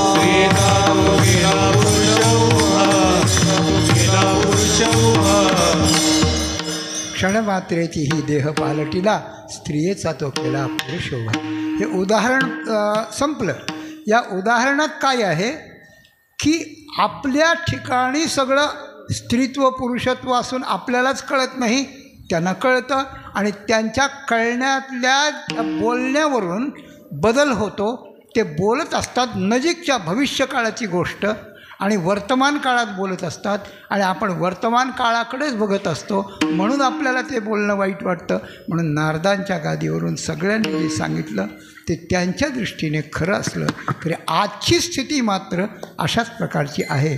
तर माझी अशी खात्री आहे की त्यांनी अगदी जवळ येऊन अक्षदा किंवा फुलं टाकून, बाबा तुझं पुढे असं होईल, तुला मरण असं येईल, तुला जन्ममरण संपेल, तू जीवनमुक्त होशील, तू अमुक होशील, असा आशीर्वाद दिला नसला तरी त्यांनी खुबीनं असा आशीर्वाद दिला की इथे येऊन ते या जीवाची स्थिती कशी आहे आणि कशी असते याबद्दल जे जे सांगितलं ते आज माझ्याजवळ जरी नसलं तरी ते आशीर्वादात्मक सांगणं असल्यामुळे भविष्यकाळात हे नक्की होणार आहे. तो का म्हणे तुम्ही निरविल्यावरी मग मज हरी उपेक्षिना. भगवंताच्या साक्षीनं संत जर आपल्याबद्दल चांगलं काही बोलतील आणि ते आपल्याजवळ नसलं तरी त्यांचं बोलणं देव खोटं करत नाही, म्हणून त्यांचं बोलणं आपल्याला खोटं वाटलं तरी ते खोटं नसतं आणि आपलं मानणं आपल्या दृष्टीने कल्याणाचं नसतं आणि त्यांच्या कृपेनं ते खोटं ठरतं, पण ते आपल्याला खरं वाटत असतं. या दोन्हींच्या जोडामुळे जे आहे ती वस्तुस्थिती अशी आहे, पण त्यांचे आशीर्वाद आहेत म्हणून त्यांना खोटं बोलता येत नाही. एकच गोष्ट आहे. तुकाराम महाराज जशी शेवटची विनवणी सांगतात तशी मीही या सगळ्या संतांना, ज्यांची कीर्तनं झाली, जे आले, ज्यांचे सत्कार झाले, जे बोलले, जे न बोलले, संत आणि सगळेजण, सगळ्यांच्या मनात या जीवाबद्दल जो अवास्तव भाव आहे की आता हे झालं म्हणजे सगळं झालं, यांनी मिळालं म्हणजे सगळं मिळालं, अशा प्रकारचं जे आहे, एक गोष्ट मात्र नक्की सांगेन की वेदमंत्रात, गायत्री मंत्रात प्रचंड शक्ती आहे, खूप शक्ती आहे. हे जाणवलं म्हणजे हे जेव्हा करायला लागलं तेव्हा उष्णता खूप वाढत असते, त्यामुळे त्या उष्णतेचा त्रासही भयानक होत होतो. तो पहिला झालाही तसा. तर याप्रमाणे त्याची शक्ती आहे, मंत्रात शक्ती आहे. आपण निरहंकार होऊन, निर्मत्सर होऊन, अगदी जवळ मुलं होते ते कधी ऐकायचे कधी न ऐकायचे, पण मी एक निश्चय केला की आपल्याला मौन सांगितलं नाही, पण निदान आपल्याला या 16 महिन्यात एकदाही आपण रागावलं नाही पाहिजे, कोणावर चिडलं नाही पाहिजे. चिडलं की सगळं गेलं. याचा आपण प्रयत्न अशा प्रकारचा करावा, असे नियम लावून त्या ठिकाणी घेतले होते. अशा नियमात आपण जर वागू लागलो, श्रद्धेने वागू लागलो, तर काही केलेल्या झालेल्या चुकाही क्षम्य होऊ शकतात. आणि या गायत्री मंत्राच्या पुरस्चरणाचा प्रकार असा आहे की समजा एका गावात जर एक अनुष्ठान करणारा ब्राह्मण असला तर सगळ्या गावाचं भलं त्याच्यामुळे होतं. वेळच्या वेळेला पाऊस पडणं, पिकं चांगली येणं, सगळं होतं. या दुर्दैवानं अशा प्रकारच्या ब्राह्मणांच्या विषयी लोकांची अभावना झाल्यामुळे कोण कसं बोलतं आणि कोण कसं कोणाशी वागतं त्याबद्दल मला काहीही बोलायचं नाही, पण यात नुकसान बोलणाराचं किंवा समाजाचं आहे, यात ब्राह्मणाचं नुकसान नाही हे लक्षात ठेवा. त्याचं कारण आहे की तपस्वी, त्याच्यानंतर जपतप करणारं आचारशील व्यक्तिमत्व जे असतं त्याला सहन करणं हे त्या तपाचा कणा असतो, गाभा असतो. आणि लोकांनी शिव्या दिल्या, लोक विरुद्ध बोलले आणि आपल्याला सहन करायची जर सवय लागली तर आपली न करता तपश्चर्या होती, न करता तपश्चर्या होते, सहन करायची झाली तर. मग लोक विरुद्ध काही बोलले आणि आपल्याला सहन करायची शक्ती देवानं दिली, संतांनी दिली, आणि ते जर सहन करता आलं तर आपल्याला तपाची संधी दिल्यामुळे ते आपल्याला विरुद्ध बोलणारे लोक आपले गुरु ठरतात. पण बोलणाराचं मात्र काय होतं त्याबद्दल मला काही माहिती नाही, मी बोलणार पण नाही. तात्पर्य इतकंच आहे की अशा वेळेला संतांच्याबद्दल अधिक कृतज्ञता येते. तुकाराम महाराज अनेक वेळा संतांनी सांभाळलं, मला इथपर्यंत आणलं, माझा उद्धार केला, सगळं झालं, पण आता माझी शेवटची वेळ आली, आता माझी साधना संपली, माझं आयुष्यही थोडं राहिलं आहे. तुकाराम महाराज काय म्हणत असतील म्हणून, माझं मात्र थोडंच राहिले, आता आयुष्य असून किती असणार आहे असं. उगा 100 वर्षानं काय, हे म्हातारं शरीर जोडून तरी काय करायचं आहे. घ्यायला लागणारच असलं शरीर तर नवं मिळेल पुढे, नसलं लागत तर चिरंतन ठिकाणी जाता येईल. काय असेल ते असेल, भगवान करायला ते करेल. म्हणून आपण काहीच संकल्प करायचा नाही, जगायचा नाही करायचा, मरायचा नाही काय. देह जावो अथवा राहो पांडुरंगी दृढ भावो, असं निसंकल्प अशा प्रकारचं असलं पाहिजे. अशा रीतीनं, परंतु संपर्क परत येईल असं वाटत नाही. अमृत महोत्सव झाला तेव्हा सगळे संत असे भेटले होते, त्यावेळेसही विनंती केली होती. पुढे कोरोना आल्यानंतर जेव्हा आम्ही हॉस्पिटलमध्ये होतो त्यावेळेला त्या हॉस्पिटलमध्ये रोज ॲम्ब्युलन्स यायची आणि जे गेले त्यांचं प्रेत त्याच्यावर घालायचं आणि ती विशिष्ट प्रकारचे ध्वनी काढीत, आवाज मोठ्याने करीत निघून जायचं. त्यावेळेला रोज त्या कानं ऐकून इथं जसं भजन कीर्तन कानावर पडतं तसं ते ॲम्ब्युलन्सचा आवाज कानावर पडत होता. आणि प्रत्येक वेळेला वाटत होतं की आज कोणाकरता ही हॉर्न वाजत असेल कोणीतरी, पण एक वेळ अशी येईल की आता आपल्याकरताही हॉर्न वाजेल हा, असं तो आवाज माझ्या कानात अजून घुमतो आहे, अशी गोष्ट आहे. परंतु मला नंतर कळलं देवाने कोरोनातून थोड्या काळाकरता जरी वाचवलं असलं तरी या कार्याकरता वाचवलं आहे. पुन्हा संताची विनवणी करण्याकरता येऊन पुन्हा विनवणीची संधी मला त्या ठिकाणी मिळाली, याकरता देवानं अशा प्रकारचं वाचवलं आहे. तुकाराम महाराज भगवंताच्या दृष्टीनं किंवा संतांना माझी तुम्हाला एक विनवणी आहे अशा प्रकारचं करून मागणी काय मागतात त्याचं वर्णन दुसऱ्या चरणात आहे. विसरतो न पडावा, विसरतो न पडावा, विसरतो न पडावा, विसरतो न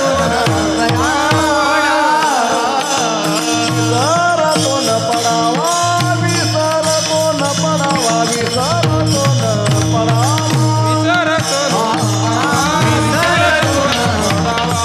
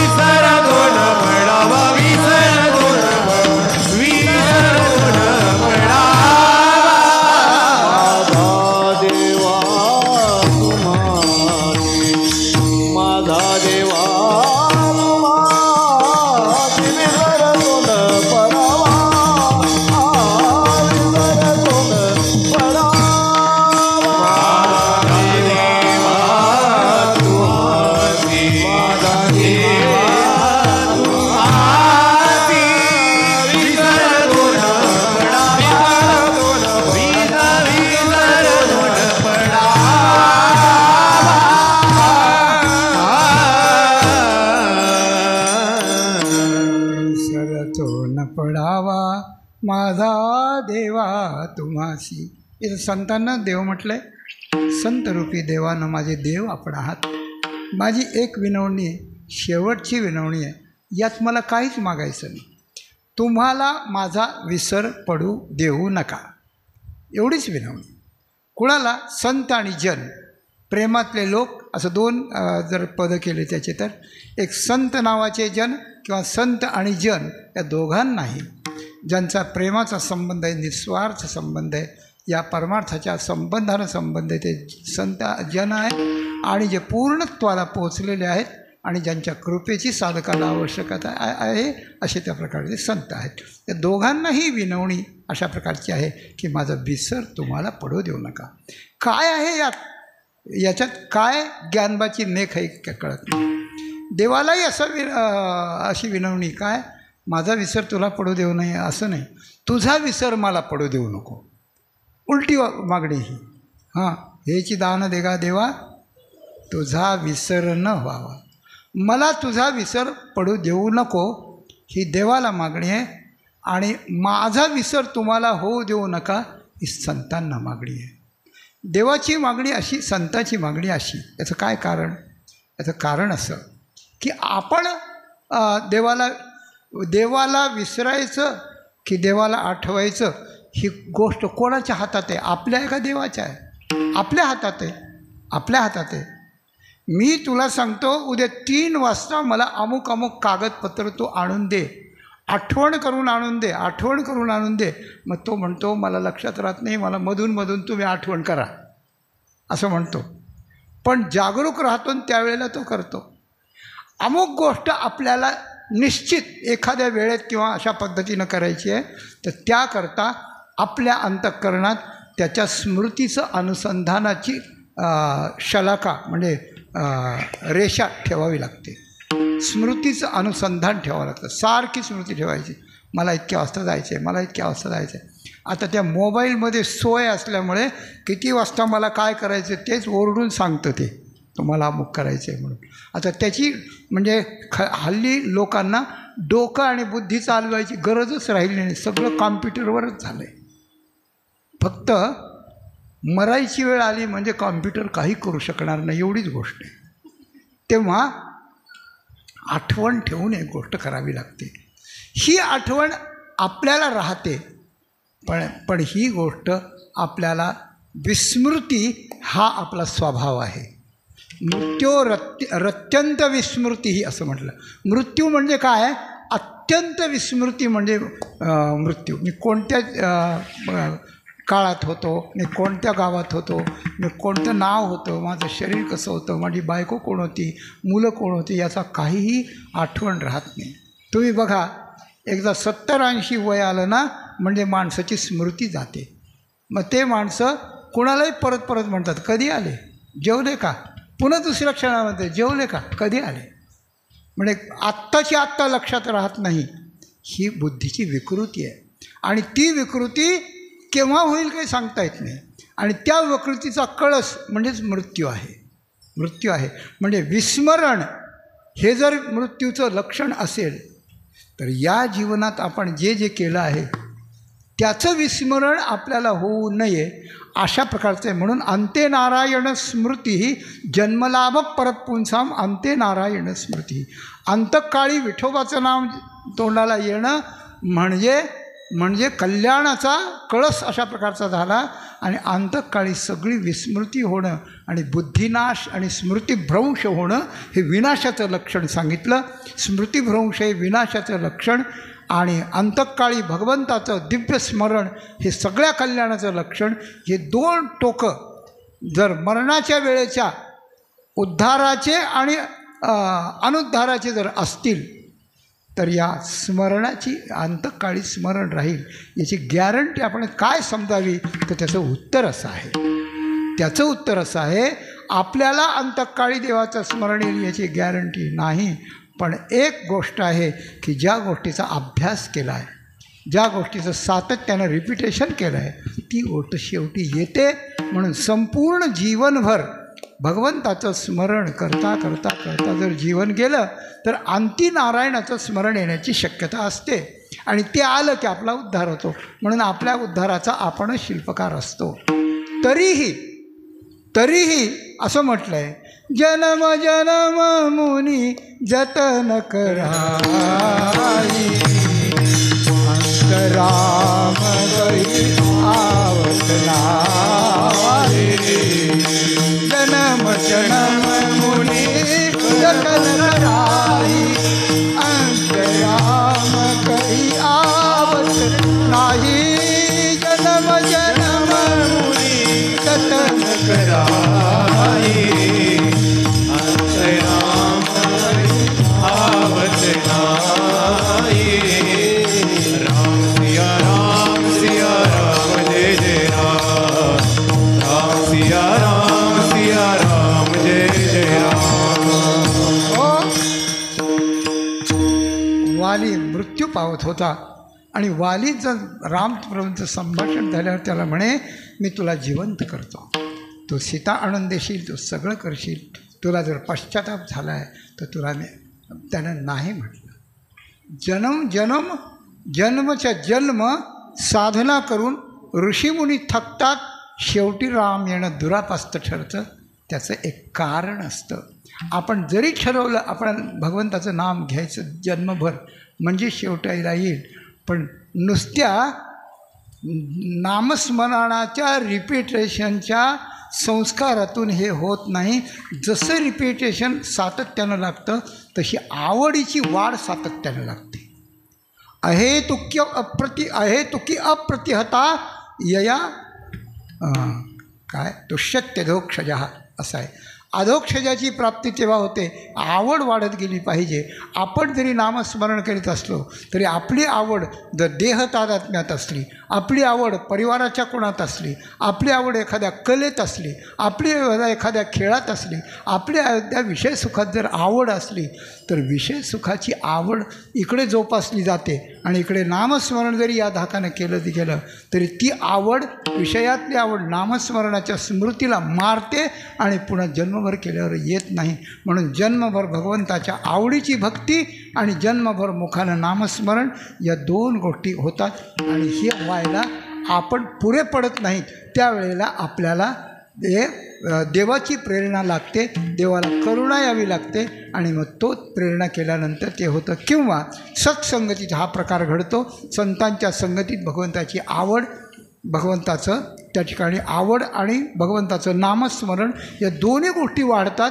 म्हणून सत्संगतीनं अशा प्रकारचं हे होतं. तर म्हणून भगवंताच्या कृपेनं शेवटपर्यंत स्मृती राहावी आणि आपला उद्धार व्हावा. म्हणून तुझा विसर मला पडू देऊ नको, हे तू अशा प्रकारचं कर. आणि तुम्ही काय करा, संतांना हेच त्या ठिकाणी म्हटलेलं आहे की तुम्ही कुठे असा, मी तुम्हाला आता त्रास देत नाही, मी तुम्हाला परत बोलावणार नाही. मी गोविंदाला सांगितलं होतं अमृत महोत्सव झाला होता तेव्हा की आता आपल्याला सगळ्यांना कोणालाही बोलावून त्रास नाही द्यायचा. हा झाला, माऊलीने केला कार्यक्रम, पुष्कळ अशा प्रकारचा झाला. त्यानंतर ही पुरश्चरणाची गोष्ट आल्यानंतर मला वाटलं हे धामधूम आता टळली, बरं झालं, आता इतके करायचं बसायचं गपचूप. आपलं 80-81 गेली म्हणजे 85पर्यंत आता कोणी विचारित नाही, तोपर्यंत गेलं तर कामच मिटलं. पण त्यानंतर भगवंताला आणि तुम्हाला सगळ्या संतांनाच जर माझ्याकडे यावं वाटत असेल त्याला मी तरी काय करणार आहे, अशी उलटी गोष्ट आहे. तर या दृष्टीने संत काय करतात, देवाचं वेगळं आहे आणि संतांचं वेगळं आहे. कारण मी हे सांगत होतो की देवाला सांगितलं आहे मला तुझा विसर पडू नको देऊ, आणि संतांना सांगितलं आहे तुम्हाला माझा विसर पडू देऊ नका. बरं का? हां, तुम्हाला माझा विसर पडू देऊ नका. हे सांगण्याचं कारण असं की देव त्याची आठवण केली तरच तो आपल्या उद्धारात पाऊल पुढं टाकतो, नाही तर तो तिथंच थांबतो. द्रौपदी जोपर्यंत स्वतःचं रक्षण करण्याचा प्रयत्न करते तोपर्यंत भगवान ताटावरून हालतच नाही. रुक्मिणी म्हणजे काय झालं, एक पाय उचलता पुन्हा बसता, पुन्हा उठल्यासारखं करता पुन्हा बसता, नाही जसं तिकडं चाललं आहे तसं इकडं चाललं आहे. म्हणजे आपण प्रवृत्ती करून देवाला आळवल्याशिवाय देव येत नाही, हा देवाचा नियम आहे. पण आपण संतांच्या संपर्कात आणून त्यांची जर करुणा आपल्याजवळ झाली तर ते सतत आपल्याकडे लक्ष देतात. लक्ष ठेवून असतात, टेहळणी करून असतात की हा कुठं गेला, याचा पाय कुठं घसरायला लागला आहे, हा कुठं विसरला आहे, याला काय केलं पाहिजे. आणि वेळोवेळी धावत येऊन आपल्या आणि कोणाच्याही रूपानं त्याच्या संगतीत येऊन त्याला मार्ग दाखवून पुन्हा निघून जातात. म्हणून संतांनी लक्ष ठेवून मी जिथे चुकेन तिथं येऊन माझं रक्षण करावं, म्हणून तुम्हाला माझा विसर पडू देऊ नका, तुमच्या लक्षात मी असू द्या. आणि देवाला मात्र मला तुझा विसर पडू देऊ नको, म्हणजे मी तुला आळवीत राहीन आणि मी आळवलं की तू धावून येत राहशील. असा दोन्ही यात जे वर्म आहे. म्हणून म्हणतात विसरतो न पडावा माझा देवा तुम्हासी. मी आपल्याला तुकाराम महाराजांच्या आधाराने हीच विनवणी करतो की जे प्रेमातले लोक, नात्यातले असतील, प्रेमातले असतील, सगळ्यांची नावं मी घेऊ शकत नाही, ते सगळे लोक, आलेले सगळे लोक, आज वारकरी संस्थेची सगळी मोठी मंडळी येऊन गेली. काल आचार्य आले, सगळे आले, गोविंदगिरीजी महाराज येऊन गेले. या जीवाजवळ एवढ्या माणसांनी एवढा वेळ देऊन एवढे कष्ट करून इतक्या लांब यायसारखं या जीवाजवळ आहे काय मिळतं त्यांना? त्यांच्या कारुण्याशिवाय त्यांच्या माझ्याजवळ दुसरं काही अशा प्रकारचं नाही. हे आले. एवढंच नाही, या 16 महिन्यात इथे जे त्या शेवटी मी बोलणार आहे त्यांच्या कला स्पेशल, पण इथे जे आहेत पूज्य महाराजांच्यापासून ते चिंतन नावाच्या 5 वर्षाच्या मुलापर्यंत सगळे पुरुष, सगळ्या स्त्रिया, सगळ्या माता भगिनी की ज्यांना दुसरीकडच्या स्त्रिया यांच्यात फरक असा आहे की यांचं कधी भांडण मी 16 महिन्यात ऐकलंच नाही कोणाचं. कोणी कोणाला स्वर वाढून बोललंच नाही. त्याचं कारण सगळ्यांना मौन आहे. कामापुरतं बोलायचं, मौन करायचं किंवा अखंड चाललेल्या जपात तासभर जाऊन बसायचं. दिगंबरा दिगंबरा श्रीपाद वल्लभ दिगंबरा. हे सगळे लोक आले, यांच्याकरता पोळ्या करायच्या, यांच्याकरता कष्ट करायचे. तुम्ही सगळे येणार म्हणून महाराजांनी पापड करून ठेवलेत. काय सांगू तुम्हाला, तोंडाला पाणी येऊ देऊ नका. तात्पर्य असं, किती काळजी करावी या सगळ्यांच्या संगतीत. म्हणजे गायत्री पुरस्चरण करताना खाण्यापिण्याची आणि राहण्याची अगदी रेलच्या अगदी आनंदात आपण एखाद्या फारीस्टाईल हाटीलात आपण आहेत असं वाटावं, अशा प्रकारचे कोणाला कल्पनाच नाही. हे एकांत स्थळ आहे, गंगास्नान आहे, इथं खडतर तप करावं लागतं, काही नाही तसं. सगळं आनंद अशा प्रकारचा होता. तुम्ही केव्हा आलात, तुम्हाला रूम तयार आहे, केव्हा आला तुम्हाला जेवण तयार आहे, अजून काय पाहिजे सांगा. आणि साधना करायला जागा तयार आहे, स्नान करायला गंगा तयार आहे, सत्संग करायला इथं सत्संगही आहे. माणसाला तोंडच नाही की इथं अमुक नाही म्हणून मी येत नाही आणि राहत नाही, असं नाही. अशा प्रकारच्या या लोकांनी जे उपकार केले, हे संत नाही तर कोण आहे, दुसरे संतच आहेत. महाराजांनी सगळं सांगितलं, गाय ही पशुतली संत आहे, सती ही स्त्रियातली संत आहेत, सत्पुरुष ही पुरुषातले संत आहेत. अशा प्रकारानं असल्यामुळे या सगळ्यांना आलेले संत, इथले आलेले, आपण आलेले सगळे, या सगळ्यांना माझी विनवणी आहे की यापुढे कोणत्याही कारणानं या वयस्कर जीवांची तुमची भेट होईल न होईल, वाईट वाटून घेऊ नका. माणसाला या जगात आल्यानंतर शेवटी येणे एकले हो जाणे हे शेव, येणे एकले हो जाणे शेव, येथे राहण्याची नाही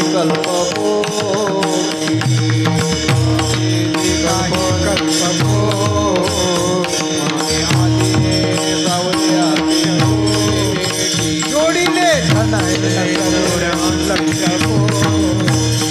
म्हणून आले सावयाच्या वेळी हो, आले सावयाच्या वेळी हो, त्याची घडोनिया आले आनाया, त्याची घडोनिया आले आनाया, त्याची घडोनिया आले आनाया, त्याची घडोनिया आले आनाया.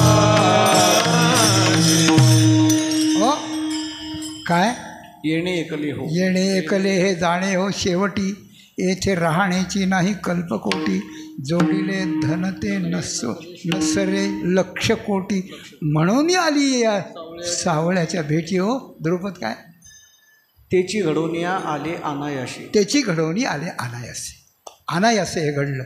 त्याप्रमाणे हे पुरश्चरण अनायासानं घडलेलं आहे, संकल्पित नाही. याचा कोणताही संकल्प नाही. आमचे गुरुजी लोक आहेत ना, हे पुरश्चरणाच्या पूर्वी एक हे असतं, प्रायश्चित्त असतं, खूप मोठं असतं, पण त्यात मुख्य भाग असतो.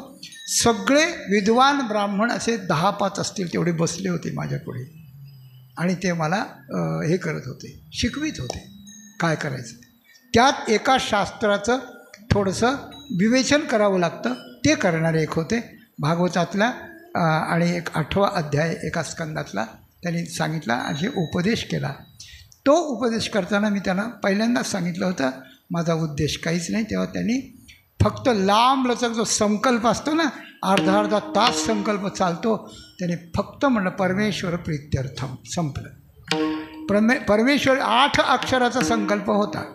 तो 8 अक्षराचा संकल्प अजूनही तसाच आहे. कोणताच संकल्प अशा प्रकारचा नाही, कोणतीच योजना नाही, कोणतीच अशा प्रकारचं नाही.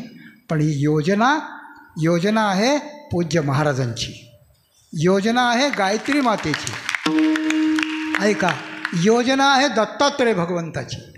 दत्तात्रेय भगवंतानं त्यांना प्रेरणा द्यावी, त्यांनी गायत्रीला विनंती करून तिनं मान्यता द्यावी आणि दत्तात्रेयांच्यापर्यंत प्रेरणा आली ती माऊलींच्याकडून आली. माऊलींनी असंच सांगितलं की ही योजना आम्ही केलेली आहे. त्याचं कारण असं की माऊलींचा जन्म आणि विठ्ठलपंताचा जन्म तो झाला गोविंदपंतापासून. त्यावेळेला त्यांनी 3 पुरश्चरणं केली. ती इतकी खडतर केली, असं गुलाबजामुन 5 पक्वान्न खाऊन नाही केली हो. हां, इतके सातू गाईला खाऊ घालायचे आणि तिच्या शेणात पडल्यावर ते धुवून घ्यायचे आणि त्याचा एक पानगा तयार करायचा आणि तेवढंच खायचं. किती तेव्हा मिळतं, नाही तर नाही मिळत. म्हणून ही पुरश्चरणाची परंपरा आहे. एक मागे सांगितली, परत रिपिटेशन नाही करीत. आणि ही जी जागा आहे, हा जो परिसर आहे निवृत्तीनाथांच्या समाधीचा आणि त्र्यंबकेश्वराचा, आणि हा इतका परिसर, तर ज्ञानेश्वर माऊली, सोपान काका, निवृत्तीनाथ महाराज आणि त्यांचे पितृचरण या 4 जणांची तपस्थली ही आहे. 6 महिने या 4 जणांनी या मार्गावर रोज प्रदक्षिणा केली आहे. आणि याची कुठलीही माती जर आपण आपल्या कपाळाला लावली तर ती माऊलींच्या पायाची, विठ्ठलपंतांच्या पायाची आणि यांच्या पायाची असण्याची शक्यता नाकारता येत नाही. अशा स्थळामध्ये हे त्या ठिकाणी करावं म्हणून आम्ही तुला सगळं दिलेलं आहे, तर हे तू केलं पाहिजेस. म्हणून मला एकट्याला 3 शक्य नव्हते, म्हणून 2 नातूही तयार झाले. अजून आमचा ओंकारही त्यांच्याबरोबर आला आणि त्याप्रमाणे हे त्याकडे घडलं. मग कसं झालं? हे योजना नाही, संकल्प नाही, प्रयत्न नाही, अट्टाहास नाही, याला अनायास म्हणतात. जास्त बोलत नाही आता मी, वेळ झाली मला सांगितलं. तेव्हा अशा प्रकारच्या अनायासानं हे झाडलं आहे, तर अनायासानं हे घडलं आहे. आणि मला विनवणी ही करायची शेवटची की इथून पुढे कोणाची तुमची भेट होईल न होईल, परंतु विसरतो न पडावा माझा देवा तुम्हाशी. अमुक एक व्यक्ती आपल्यात आली, आपण त्यांच्या संगतीत राहिलो, कधीतरी अशा प्रकारचं स्मरण व्हावं. स्मरण जर संतांना आपलं झालं तर आपल्याला सगळं आपोआप मिळतं. विपाये आठवला चित्ता तरी दे आपुली योग्यता, हे असो तया ते प्रशंसिता लाभवाती. जर आपल्याला तो महात्मा सहज आठवला, दोन्ही अर्थ लावतो मी, त्याला आपण आठवलो किंवा आपल्याला तो आठवला. समाधीत असलेल्या माऊलींना माऊली जर आपल्याला इथे आठवली शांतपणे, मंदिरातले दत्तात्रेय भगवान जर इथे त्या ठिकाणी आठवले, तर आपल्याला ती त्या प्रमाणात आपली योग्यता देतात, स्वतःची योग्यता देतात. पटणार नाही तुम्हाला, पण खरं आहे हे. त्याचं कारण असतं, आठवलं म्हणजे रूप पुढे येतं, रूप पुढं आलं म्हणजे चेहरा पुढे येतो, चेहरा आला म्हणजे त्या चेहऱ्यावर स्वभाव लक्षात येतो, आणि स्वभाव लक्षात आला की ते रूप, तो चेहरा आणि तो स्वभाव आपल्या अंतःकरणात त्याचा एक फोटो निघतो. या डोळ्याने दिसणारा नसतो तो. जी व्यक्ती जे संत आपल्याला आठवतील त्यांचा स्वभाव, त्यांचा चेहरा, त्यांची क्रिया, त्यांच्या जीवनातला त्यांचा त्याग, हे सगळं आपल्याला आठवतं आणि त्याचा एक ग्राफ तयार होतो, त्याचं एक प्रिंटिंग तयार होतं. अंतःकरणात आणि ती प्रिंटिंग तयार झालं की आपल्यात असलेले कली कमी दुःस्वभाव विकार हे पार लांब पळून जातात आणि तेवढ्यापुरतं आपण ते होत असतो. म्हणून दे आपुली योग्यता. आपण त्यांना आठवलं की आपली योग्यता ते देतात. एक दुसरी गोष्ट, आपल्याला आपण जर त्यांना आठवलं, समाधी आपण व्याकुळपणे जर त्या ठिकाणी बोलू लागलो आणि तर तिकडे त्या ठिकाणी त्यांना ती स्पंदनं अशा प्रकारची होतात. ही भावना ही जतन करून ठेवावी लागते. माऊलींचं एक चरित्र मी बोलत होतो इथे. माऊलींच्या समाधीच्या दिवशी तास दीड तासाचं प्रवचन टाळकरी नव्हते म्हणून केलं थोडा वेळ. महाराज त्यांच्या कामात होते, काही येत होते मधनं आणि त्यांनी सांगितलं, लिहून दाखवलं. ते बोलत नाहीत, स्पर्श करीत नाहीत आणि खात पित नाहीत नारळाच्या पाण्याशिवाय. इतकी तपश्चर्या. त्यांनी लिहून दाखवलं. ती कथा खूप चांगली होती. माझ्या ऐकण्याची इच्छा होती पण मला ऐकता आलं नाही माझ्या व्यापामुळे. मला कथा ऐकायची आहे. म्हणलं महाराज कोणत्याही क्षणी सांगा. आणि 3-4 माणसं महाराजांनी आम्ही बसलो होतो. कथा होती समाधीची. आपण शेकडो वेळा काही ऐकतो, ऐकलं की सुटून जातं. समाधी म्हणजे बोलू नये, सांगू नये, पण एवढंच सांगतो, महाराजांची अक्षरशः भाव समाधी लागलेली होती. ती कथा संपल्यानंतर 1.5 तास कथा झाल्यानंतर पुढे अर्ध्या तासाने समाधी हळूहळू त्यांच्या पद्धतीने उतरली. तोपर्यंत सगळे निघून गेले. त्यांचं कोणीही तिथे थांबलं नाही. तात्पर्य काय आहे की आपण आपल्या अंतःकरणात संतांची आठवण केल्यानंतर संत येऊन त्यांची योग्यता देतात आणि त्यांना जर आपण आठवलं तर आपल्या आठवल्याचा ग्राफ त्यांच्या हृदयात निर्माण होतो. त्यांच्याकडं सगळं पावित्र्यच असल्यामुळे ते याला त्यांच्या आठवणीतल्या आपल्याला ते आपल्यासारखं करतात आणि ते आपल्यासारखं केलं की त्याचंच एक प्रतिकृती इथं असल्यामुळे इथे आपल्यात फरक पडतो. आपल्या प्रेरणा बदलतात, आपली स्पंदनं बदलतात, संवेदना बदलतात, अधिकार प्राप्त होत जातो. त्यांनी आपल्याला आठवीत राहायचं आणि आपण बदलत राहायचं असं त्या ठिकाणी होतं. म्हणून देवाच्या बाबतीत सांगितलं, संतांच्या बाबतीत सांगितलं. म्हणून मी जे बोलतो तेच तुकाराम महाराज बोलतात की विसरतो न पडावा माझा देवा तुम्हासी. यापेक्षा जास्त काय सांगू न काय. आता तिसरं चरण काय, पुढे फार बोलो काही अवघे पायी विदित. आता बोलण्याचं काम माझं राहिलं नाही. माझ्या अंतःकरणात तुम्ही असल्यामुळे तुम्हाला न बोलता समजलेलं आहे. आता हे सगळे 7 दिवस बोलले, जे बोलले कीर्तनात काय मला भेटत होते काय झालं, काही नाही भेटलं नाही, काही नाही भेटलं तर दुसरं बोलायचं. आणि इथे बोलायला लागले की जसं काही मी त्यांना सांगितलं आहे माझं असं झालं आहे तसं झालं आहे असं ते बोलत नाहीत. म्हणून बोलण्याची गरज नाही. पुढे फार बोलो काही अवघे काही पायी विदित. मी फक्त शेवटची विनवणी करतो, इथून पुढे करणार नाही. माझा विसर तुम्हाला पडू देऊ नका. आणि माझी एकच विनंती एवढी करून मी नंतर काय करीन पडोनी राहीन तये ठाई उगाची संतांची या पायी. हे जसं म्हणणं तसं विनवणी केली, विसर पडू देऊ नका हे सांगितलं. पुढे बोलणं माझ्या कह्यात नाही, मी बोलू शकत नाही असं सांगितलं. आणि पुढे मी पडून राहीन या दृष्टीने शेवटच्या चरण. तुका म्हणे पडिलो पाया, तुका म्हणे पडिलो पाया, म्हणे पडिलो पाया, म्हणे पडिलो पाया, तुका म्हणे पडिलो पाया, तुका म्हणे पडिलो पाया, म्हणे